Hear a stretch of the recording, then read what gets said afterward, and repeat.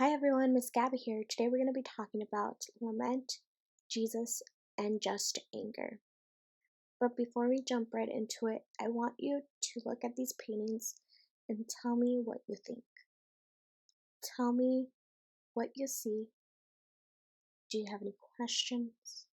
Do you notice a pattern? What do you think is going on in these paintings?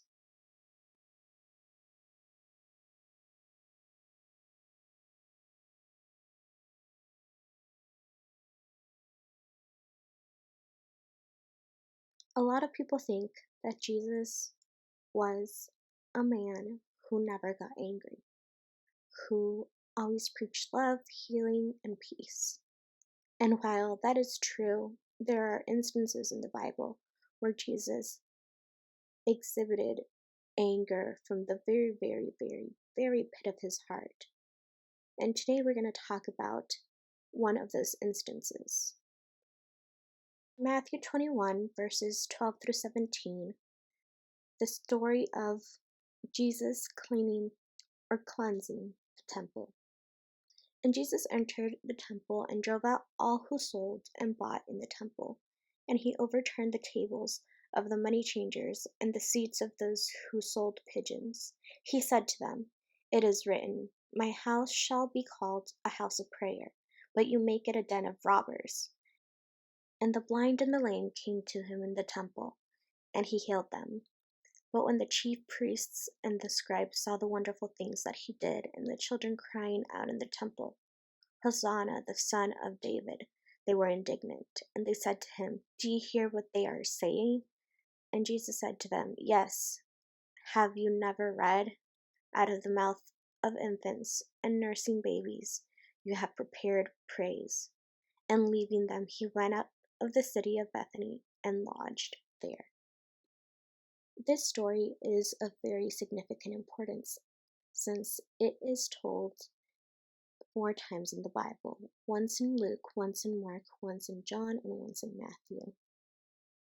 There's controversy surrounding this story as well. Some people wonder whether this was something that Jesus planned or whether it was something that Jesus just did in the moment.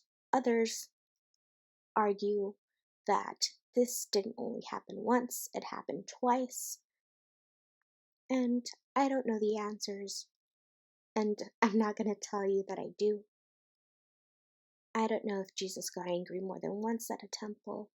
I don't know if he planned this or not, but one thing that I do know is that Jesus did get angry when he saw injustices happen. In this instance, Jesus walks to the temple and he sees that this temple is being degraded. It's being turned into a market. Instead of this temple being a place where people come to worship, it's being commodified by the elders there. A lot of injustices and acts of violence have happened in our communities, in our state, in our country throughout 2021, but also 2020, 2019, 2018, and years before that. And they seem like they're not going to end. Lives keep being taken, communities keep being attacked. And after all these instances, I always feel confused, sad, but most of all angry that this is happening. Something that I think is important to know in the face of injustice is that it's okay to be mad. Sometimes people are afraid to feel anger or confusion or sadness and admit to those feelings because they're not the greatest Christian feelings.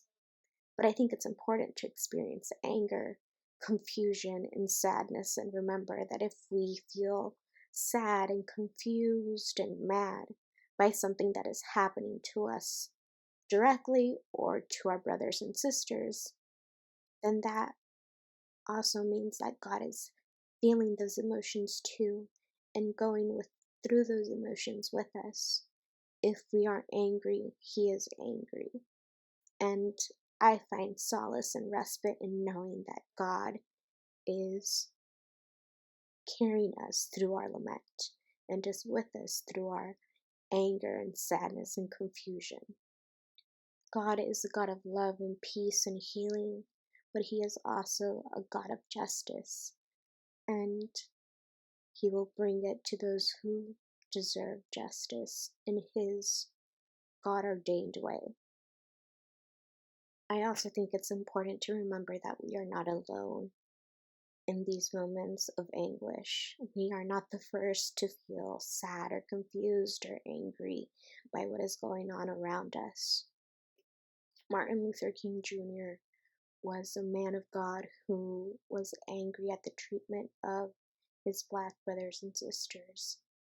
Archbishop Oscar Romero in El Salvador was someone who was angered and saddened and confused by the violence and civil anguish that was brought upon the people of El Salvador during the Civil War. Sor Juana Inés de la Cruz was a woman's advocate who was angry by the status quo in Baroque Mexico during the Spanish colonial time. She was a brilliant writer and a brilliant poet, and in a lot of her work, she would pose these very intense and angry questions to God, asking Him why things were the way they were, and challenging the status quo. Cesar Chavez is another example of a man of God who fought for the plight of the people. He didn't believe that workers' rights were being honored, and so he fought for them.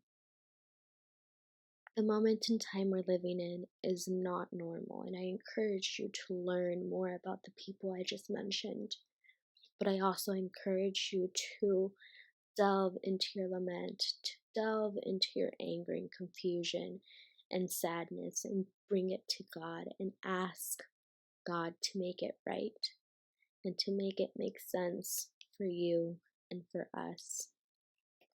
Remember that if you are feeling anguish and lament and anger by the things going on around us, God is also feeling those things with us.